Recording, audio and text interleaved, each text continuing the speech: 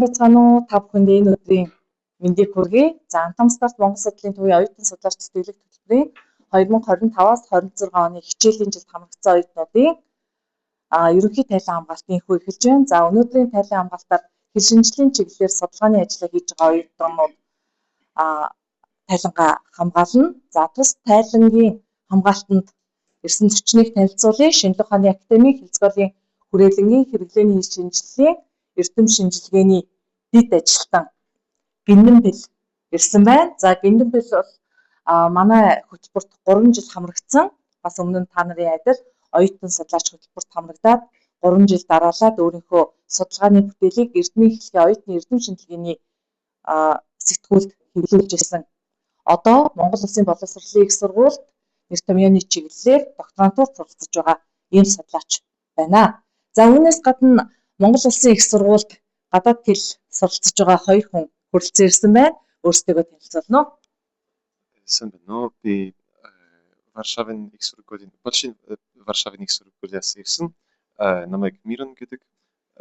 Би одоо 3 жил Монгол хэл сурч байна. Би Уйгрын өвийн Монгол тухай сонирхож байна. За маш их баярлалаа. Сайн байна уу? Намайг Пётр гэдэг. Би Оросын Самсбургийн их сургуулийн оюутан. Тэгэд энд багада ерөн шашин холбоотой судалгаа хийж байна. Одоо нэг жилээр энд суралцаад миний нутагт энэ шашин холбоотой ерөн сэтэрлэх ёс холбоотой миний бакалаврын ажил хийн. За баярлалаа. Маш их баярлалаа.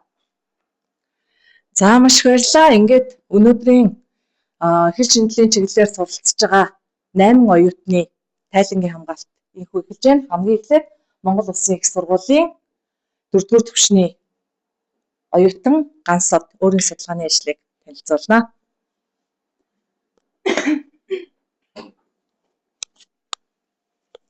За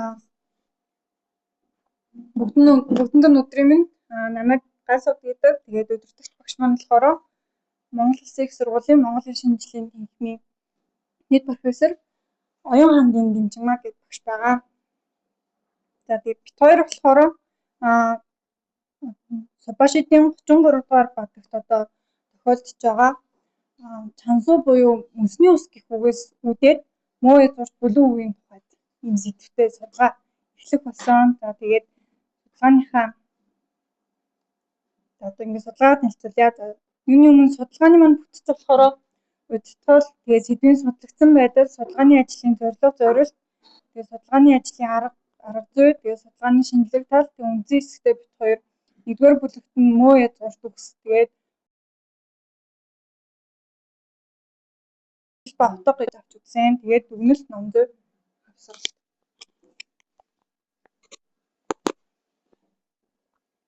За тэгээд юуны өмнө судалгааны зорилго маань болохоор Монгол хэлний нутгийн аялгууд төрөл хэлнүүдээс муу язгуурт бүлээн үгийг одоо шүүн утгыг тодруулж бичгийн урсгал сурвалжуу толь бичиг зэргээс язгуурын утгыг ихтэлнэ. За тэгээд муухай одоо язгуурууд үе сэлгэн хөө язгуураас үүссэн үгсийн утга хэрхэн өргөжин салааж утгын цөмөн муу язгуурт үгстэй хэрхэн холбогдож байгааг тодруулахыг зорно. За тэгээд судалгааны ажлын ач холбогдол нь болохоор муу язгуурт бүлээн үгийг судалснаар холбоо хамаарал бүхий үгсийг бүртгэж тухайн язгуураас үүссэн үгийн одоо утгыг тодруулан таниулах боломжтой. Тэгээд монгол хэл нь нэг язгууртай олон үг байх бөгөөд хэлний үгийн сангийн одоо баялаг хэрэглээ хэмэгдэж буй өдгөө үед тэдгээрийг олон нийтэд одоо таниулах нь одоо ихээхэн ач холбогдолтой байгаад байгаа. За судалгааны шинжлэх тал нь болохоор монгол хэлний муухай язгуурыг одоо тусдаа бус одоо шингэн зүйлийн хөлдөх хөрөх гэсэн одоо утгад нэг семантик цөмтэй язгуурын хувилбарууд гэж үзсэн шинжлэх санал байгаамаа. Тэгээд мөн эдгээрийн авиазын хувирлыг одоо хувьслыг нь түүхийн их сурвалж нутгийн аялгууд төрөл хэлний дэвшүүлсэн юм аа. За юуны өмнө ихлэ язгуур гэж юу вэ? Язгуур нь үгийн ихний цааш задрахгүй үндсэн хэсэг бөгөөд нэрлэж буй юм шинж үзэгдлийн хамгийн ерөнхий цөм утгыг хадгалж төрөл үгсийг үүсгэж авиазын хувилбар ишиг зохицлыг зохицуулах төв болно. За тэгээ мөн муу язгуур нь шингэн зүйлийн хөрөх хөлдөг царцах заримдах гэсэн ерөнхий утгыг илэрхийлж байна. Тэгээ мөн монгол хэлэнд омоним буюу ижил үгс байдаг. Тэгээ энэ муу язгуурт хөрөх хөлдөг царцах гэсэн утгатай бүлэг үг нь омоним буюу ижил үгийн нэг хэсэг юм а гэж үзье. За тэгээд шууд эхний бүлэг буюу муу язгуурт үгсийн хандлаар би эхлээд муу язгууртай үгсээ түүсэн. Тэгээд бидний яг муу язгуурт бүлэг үг гэдэг тохироод байгаа утгат үгнүүдээ эхэлж түүгээд тэгээд энэ нэр болохоор бүтцээр нь задлаа тавьчихсан байгаа. Тэгээд мөс мөөлөв тэгээ мөхөөл мөндөр гэсэн үгнүүдээс цаашилж салаалсан бүтцийг ингэж харуулж байгаа маа. Тэгээ ингээд нийлээд 20 гаруй үг түүсэн шиг санаж байна.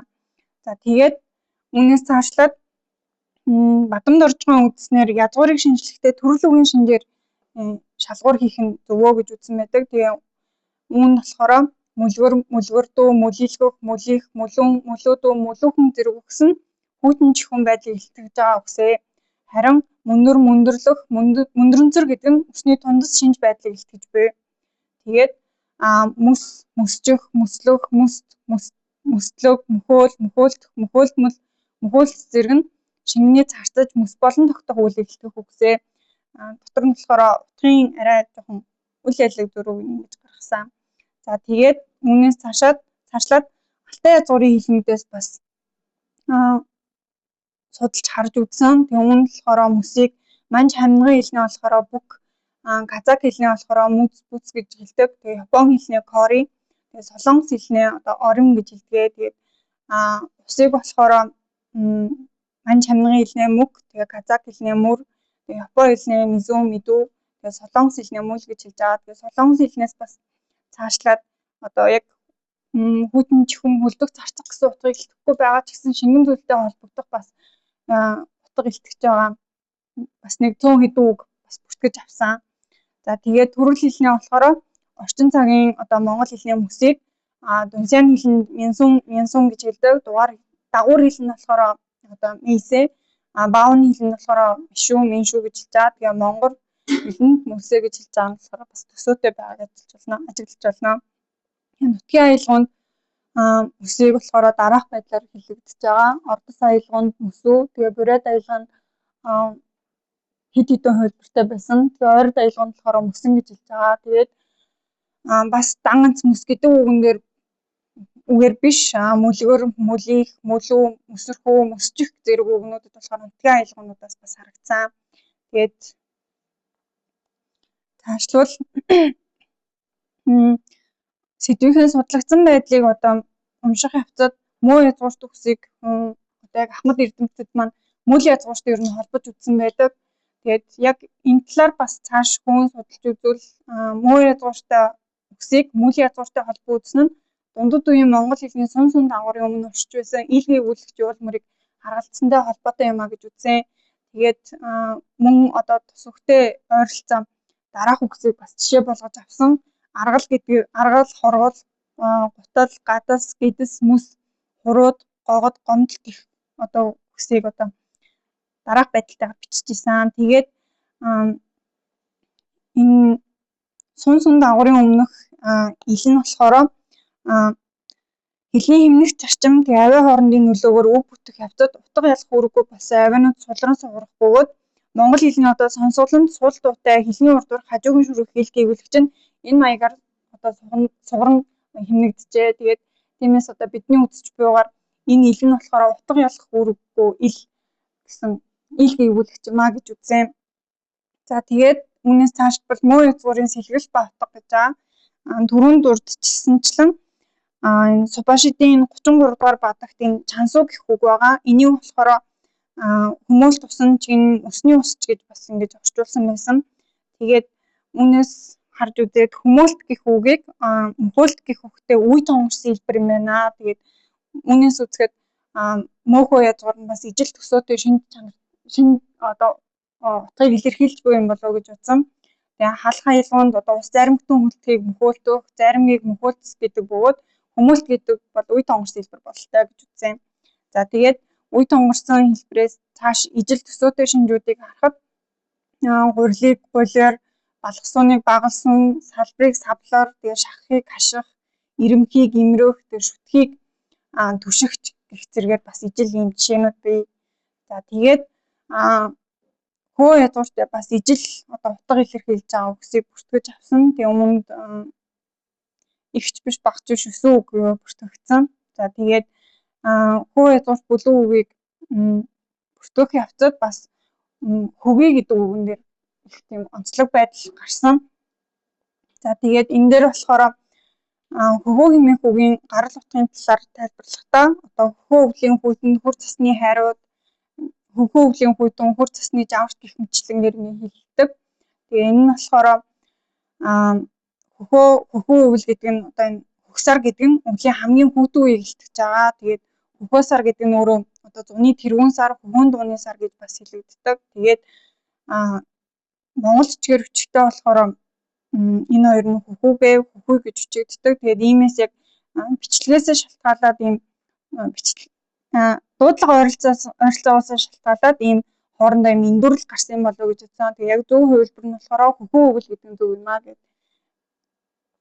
За тэгээд хөө язгуураас цаашлаад хүү язгуурч бас ижил төсөө ажиглагдж байгаа. Тэгээд монгол хэлний язгуур нь төрөл үгийн хамгийн өргөн утгыг хадгалсан байхаас гадна их шиг авины сэлгцээр нэг төрлийн утгалбарын орондоо байна. Тэгээд хөө язгуурт болохоор дөрөвдөрөвдчлэн эдгээр үг байсан бол хөө язгуурт одоо хүүгэх, хүйдэс, хүйд, хүүтрэх, хүүтхэн, хүүчих, хүйтэн, хүүрэг одоо хүмнэг гэх мэтлэнгээр ингэж одоо эдгээр үгс байгаа. Тэгээд утгын хувьд хөлдөх, хүрэх, хүүтрэх.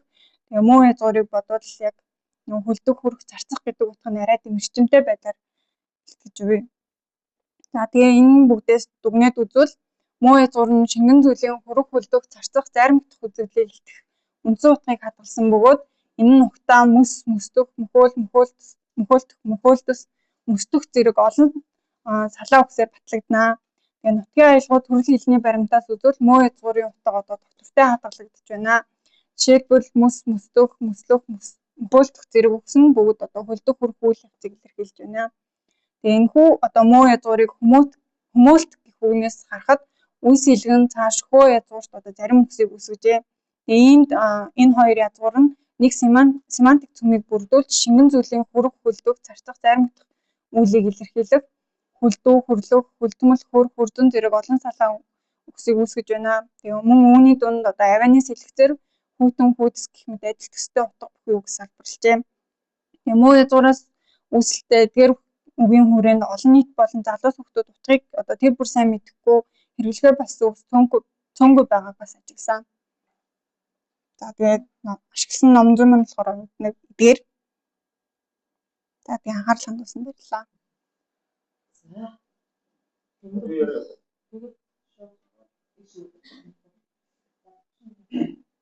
За таадын үгүйсийг аваад эсвэл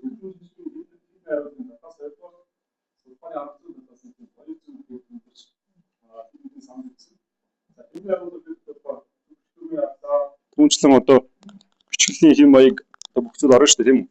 Бэрхшээл зүйлтээс эхлээд.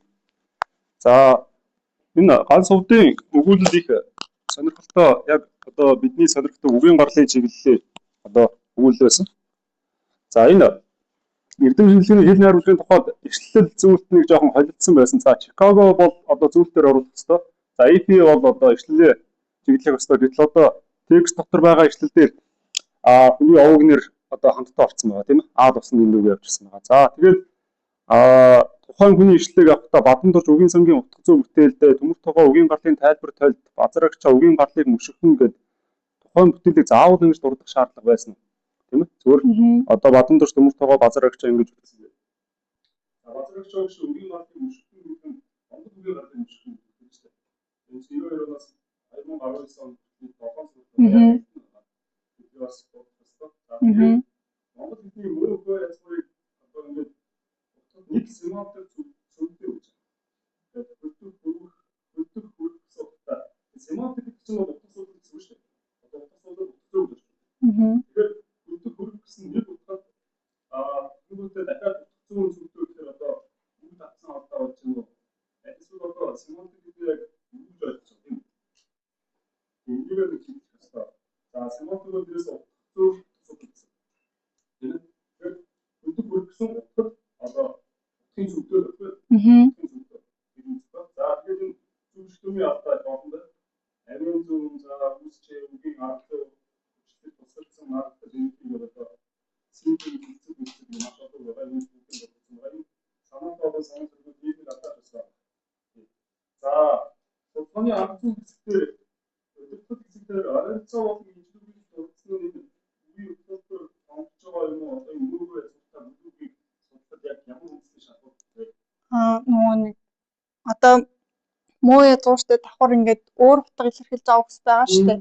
Тэгээд одоо түүнийг яг бас цаа язгууртай жишээ авч би бас нэг дурдсан байсан. Тэгээд ийм утгаараа нөгөө омоны ижил үг тийм байдлаар ижил үг биш л дээ зүгээр яг ийм жишээ байдгаа гэдэг дээр цаа язгуур дээр жишээ авсан байхгүй. Тий. За тэгээд энэ муу хоёр сэлгэсэн үү? Сэлгэсэн гэж хэлж байгаа. Тэсээ бас томорсон гэдэг. Томорсон сэлгэсэн. Тонгорсон. За нэг бас одоо жишээ баримтаар сайн юусэн дээр. За тэр зайрмагтах гэдэг нэг хичээл байна. Энэ зайрмаг гэдэг зүйл юу вэ? Одоо энэ хөвцөд зөрчилсөн байна. Одоо мат дагуулт жишээ үйл үнсийн араас авч байгаа шүү дээ. Цацаа мөн зур гэдэг цацаа гэдэг үүдээс зур гэдэг үүдээс ураас мат дагуулт. Монголчууд энэ зайрмагыг одоо 3 онц зайр гэдэг нь өөрөө үсний зайр гэдэг. Тэгэхээр зайр гэдэг нь зайр гэдэг үг. За. Зайр гэдэг чинь одоо нэг үгээр тавраа зайр гэдэг. Одоо зайр бол одоо хүмүүсийн үсмэж гэдэг нь зүйл. За тэр өдөр хөрөх гэсэн утгатай үгээр үс хөрөх гэж нэг үг байдаг та. Энэ үс хөрөх гэдэг нь ямар утгатай вэ? Яг одоо чиний сэтгэлтэй хамаатай. Энэ талаар харж үзээгүй юм. За энэ үс хөрөх нь болохоор юу шүү? Нөгөө хайлт биш. Үсчиж хөрөх. Одоо олон ус хөрж ирэх нь олон дээр дотор одоо үс хөрж байна. За ийм байна. За тэгээд энэ бичиг хэлний аль дээр гомдсон гэдэг үгээр бас гомдол гэдэг үгээр сайхан засаа гомдол авч байгаа шүү дээ. Тэгээд гомдсон гэдэг үг чинь гомдсон гэсэн бичиг хэлний аль дээр шаардлагатай. Тэгээд энэ тухайн үгийн хаалтыг зөв онцлог тайлбарласан санагдаа сайн зөвхөн ажилласан. За тэр хөхөө шуу хоёрыг чи нэг хойч бодсон өдөө ташаал юм бодож байна гэж хэлсэн байсан. Хөхөө сар буюу өнөөдөр хүн сар хөхөөний сар гэж хэлсэн. Ингэж хойчсон хүн байгаа юу гэсэн чи өөрөө хойч бодсон. Үгүй яг ингэж хольж утгаж байгаа жишээ байгаа гэд дулан багш ирж нэг лекцтэй явахдаа дурдсан баггүй. Тэгээд тэндээс нь санаа аваад тэгээд дулан багш яг энийг одоо судалгааны бүтээл дээр дурдаагүй нэг ийм пост явж исэн. Тэрний дор өөрөө ингээ комент болгож бичсэн байсан баггүй. Тэгээд тэндээс нь ингээд санаа аваад бичсэн. Тий. Хойч бодсон өдөө ташаал гэж байна. За тэр хөхөө гэдэг монгол хэлээр хөхөө гэдэг шуу утсан хөхөө гэдэг хөхөө гэдэг бас нэг үг утсан. Өдөө тавыг ойлгосон.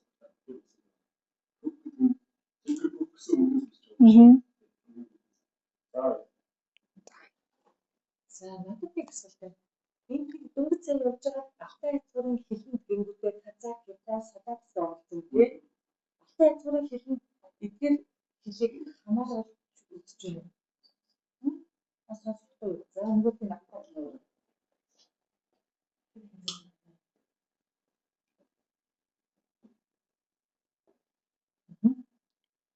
Алтай язгуурын хэлэнд Казак, Япон, Солонгос гэсэн хэлүүдийг хамааруулсан юм бүсдэгт үзүүлж байна тийм. Тэр талаараа тайлбарлахгүй юу? Алтай язгуурын хэлэн чи бид нар ч ойлгохтой бол Монгол манж төгс гэд оролцож байгаа ш тий. Дүргийг тий. биш.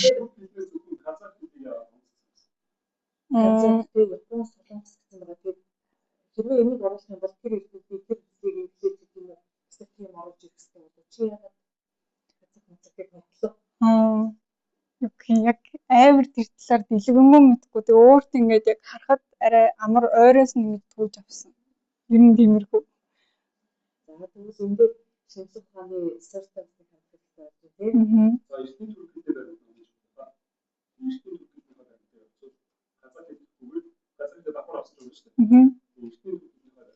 Эртний төрөлхтөд танаас аваад гэж ойлгохгүй. Яг түрүү Монгол маш түрүүс яг хамаагүй биш.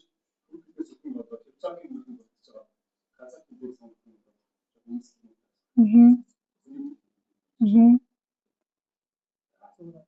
Би чамтай ярьчихв. Тэгээд дараа нь төлөвлөлттэй болсон тийм. За төрөхийн тайлбарт сонсдог хүмүүсээс асуух байна. Тайлбар хийх. Хамгийн чухал та яг ийм төлөвлөгөө гаргаад энэ төлөвлөгөөнд хүрч гин үү? Эсвэл дундаас нь буцаад яахан жижигсэн үү? Яасан юм? Судалгааны чинь төлөвлөгөөний биелэл хэдэн хувьтай байсан бэ? Одоо ахад үзэх юм дутуу байгаа юу? Тайлбар хийх бол эсвэл шинжлэхүүний бодлого юу гэж тийм танилцуулчлаа. Тэгээд миний хувьд би энийг бүр аль 12 сард ер нь бол дуусгасан. Яг миний хувьд бол яг ингэж багштайгаа ярилцаад дуусгаад тэгээд эхний нэг хуралд оруулаад тэгээд миний хувьд бол одоо нэг 80% л байгаа гэж бодож байна. Дахиж ингэж үргэлжлүүлж харж засах зүйл бол байгаа. Тэгээд үнэлтэй ажил энэ сэдвээр үгүй. энэ зөвхөн стартын судалгаа. Тий. Би нэг юм асууж болох болов. Одоо энэ язгуурын утга тэгээд одоо энэ цөм утга, ерөнхий утга гэдэг ингээ янз бүрээр ингээ нэрлээд байгаа шүү дээ. Энээр яг цөм ерөнхий гэж одоо хоёр нэр томьёонд ямар ялгаа байгаа юм болоо гэдэг. Ингээ үндсэн утга гэж одоо цөм утга гэж байна. Бүр цөм утга гэдэг нь яг үе утгын утгыг хийж явах шиг. Тэгснээр салаа утга, шилсэн утга, хамгийн сүүлд олон утга гэж байна.